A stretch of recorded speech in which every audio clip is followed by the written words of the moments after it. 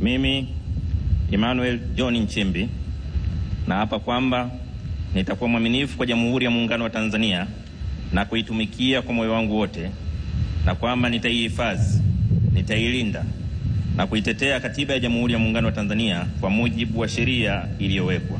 Ewe Mwenyezi Mungu nisaidie.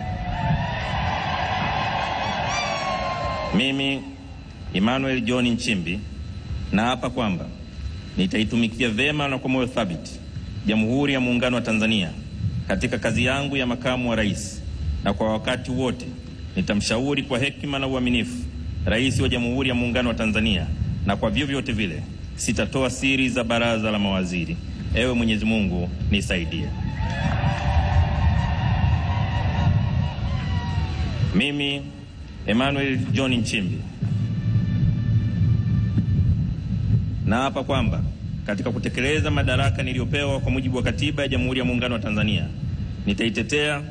nitatetea na kudumisha umoja wa Jamhuri ya Muungano wa Tanzania kwa mujibu wa Katiba ya Jamhuri ya Muungano wa Tanzania.